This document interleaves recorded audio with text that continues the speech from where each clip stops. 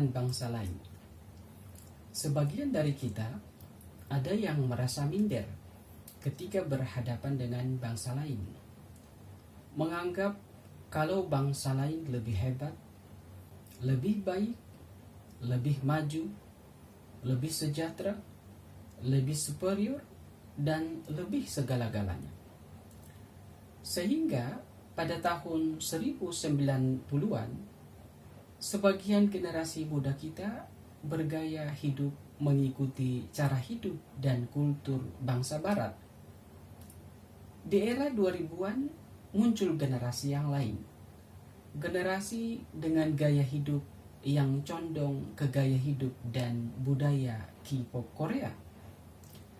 Hal ini mungkin bisa terjadi karena generasi muda kita merasa jika bangsa luar lebih hebat dibanding bangsanya sendiri, sehingga mereka lebih percaya tampil dengan menggunakan identitas bangsa lain.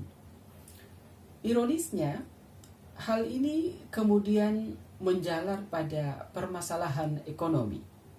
Masyarakat kita sebagai masyarakat konsumen kemudian lebih cenderung mengkonsumsi atau menggunakan produk-produk dari luar.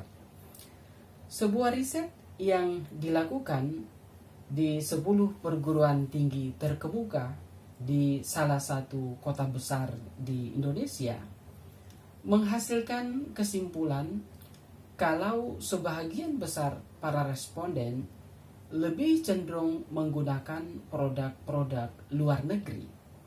Mereka meyakini bahwa semua produk dari luar memiliki kualitas yang lebih baik, lebih bergengsi, dan adanya kebanggaan ketika dapat menggunakan produk-produk negara tertentu. Hal inilah yang kemudian menjadi pembenaran kasus hilangnya atau berkurangnya pasar apel Malang di pasar domestik. Bahkan di kota Malang dan kota Batu pun apel Malang kehilangan pasar. Tidak mampu membendung apel-apel impor yang masuk sampai pada pasar-pasar lokal di kota Malang dan sekitarnya. Dalam suatu riset yang kami lakukan di kota Batu, para petani apel Malang mengeluhkan beralihnya para konsumen ke apel-apel impor. Padahal masyarakat masih mengakui kalau apel Malang lebih baik, lebih manis, lebih segar, dan lebih sehat karena tanpa bahan pengawet. Namun, lagi-lagi ada semacam kebanggaan, prestise ketika dapat mengkonsumsi produk-produk impor. Lunturnya kebanggaan pada karya bangsa sendiri menjadi masalah serius dan perlu mendapatkan perhatian serius pula dari kita semua. Di era globalisasi ekonomi saat ini yang syarat dengan persaingan, tidak cukup hanya dengan meningkatkan kualitas produk dalam negeri. Penting pula di saat bersamaan membangun rasa nasionalisme dan kebanggaan masyarakat pada karya-karya anak bangsa. Sumber daya manusia bangsa Indonesia tidak kalah jika dibandingkan dengan sumber daya manusia bangsa lain. Buktinya, tidak sedikit karya monumental yang merupakan peninggalan para leluhur negeri ini yang sampai saat ini terus mengundang decak kagum bangsa lain. Sebut saja kita memiliki Candi Borobudur yang mendunia.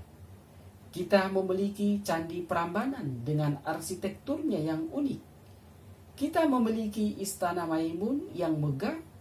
Kita memiliki pula Gunung Padang sebagai bukti bahwa peradaban bangsa kita jauh hari telah mengenal teknologi. Bahkan, kalau bangsa Cina bangga dengan tembok Cinanya sebagai tembok terpanjang di dunia, kita pun boleh berbangga karena bangsa ini memiliki benteng terluas di dunia, yaitu benteng Keraton Kesultanan Buton yang ada di Sulawesi Tenggara. Benteng Keraton Buton memiliki bentuk arsitek yang unik dan telah mendapatkan penghargaan dari Museum Rekor Indonesia dan Rekor Dunia pada tahun 2006 sebagai benteng terluas di dunia dengan luasnya yang hampir 24 hektar.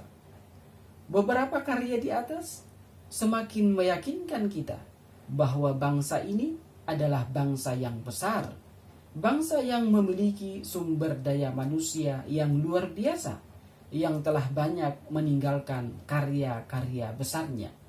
Ayo bangga dengan Indonesia.